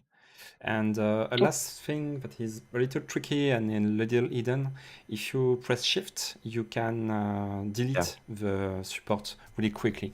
It's in the video just before. If you rewind, I show it there. Yeah, there. So you press Shift, you have the red icon, and you can delete really quickly any double or... Yeah, I can't show you that because I can't show you my history. But you know, when you have this notification and you go in the history, you can delete quickly some stuff. You can press the Shift key and clicking it will just having and you click on delete. It will just delete everything without asking confirmation and stuff like that. We keep in mind that Shift can do stuff when you click on button like the delete to go faster. In fact, like in Discord, we use a lot Discord. With a Shift key on a message, you have this all small button which appears, which are shortcuts. We really like that, and we put that in Lychee Slicer, and we'll have more and more stuff in the future to go quicker like that. John, we have a list of keyboard shortcuts, hotkeys. If you go inside of the slicer, of course, for the direct functionality, do we have in the documentation, Alexandre, the list of hotkeys? Not yet. Sure. I need Not to... yet. No. Yeah. It's based on vertical, not... yeah, and what we need to add, of course, are all these, let's say, hidden hotkeys, like this Shift on, clicking on the trash can to remove without confirmation. It's not in the slicer list of hotkeys, not in documentation, or also this manual support, like I presented before, this Alt key or Control and Alt to do many support, and Alt and Shift to do this continuity mode, continuous mode.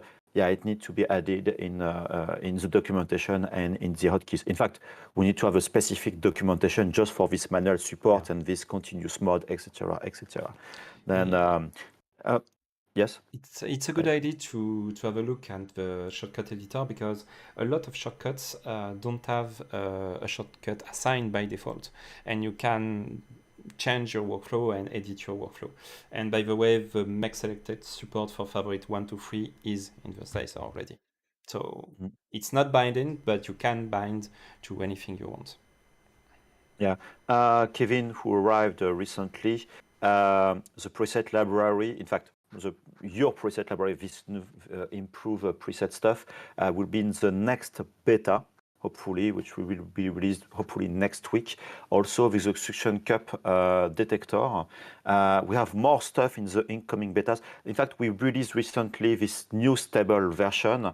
Now we are switching to another stage of betas with new features which are coming. Of course, only available on Discord. Then you need to be on Discord to download these betas, which are in the announcement section. It's not available directly on our website because these are really beta. A lot of stuff which will be coming soon. We are still tweaking stuff. Then we will put more warning than usual, telling people okay, this is better, things may change, you may find some issues, and please avoid using that, let's say, in production.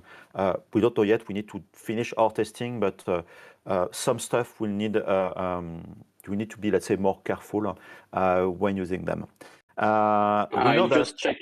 I just checked. Sorry, Thomas, but I just Fine. checked on the development version we have, and the guy called Fabian that put a lot of work on the new preset library already did the shortcut for the new 3 button in the presets. So the shortcut had not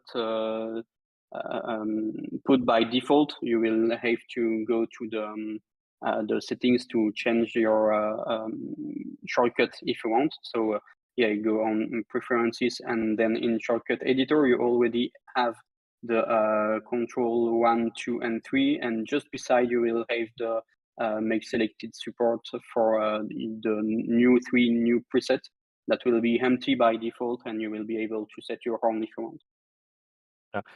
To answer a question, I think it was from Sirius 3D, adding more custom hotkeys. Multiple time we had this question about, hey, I would like to add my own hotkeys, let's say, to buttons which are not available in shortcut editor. Like in ZBrush, you press a hotkey and you press on any button and you create a hotkey. We know it's great, but our UI is not designed this way. And doing this type of work will be very long, very difficult. And we think that, yes, it's great. And Alexander said that himself, shortcuts are life, and we agree with all of that with that. The problem is finding the priority between developing a suction cup detector and redoing a big part of the UI just to support hotkeys. For us, the suction cup is way more important. And that's why we do development over the time, depending of course, what we do, the priority. But we know a lot of features that even ourselves would like to do, but we think that okay, suction cup is way more important than something like that, or like we did before, the island detectors or things like that. But we don't forget that it's in our to-do list, and like we said, we face that. We face this what you're looking for your let's say hotkeys or other functionality like that. Okay. I think we will close this this stream for now. It's been now a little bit more than 2 hours together. I hope it has been very useful for you to be part with us. It's very important if you could share on Discord your thoughts about this live stream. It was helpful for you if you learn things about Lychee Slicer, if something was missing, if I talk too much, which is fine, you can tell me that.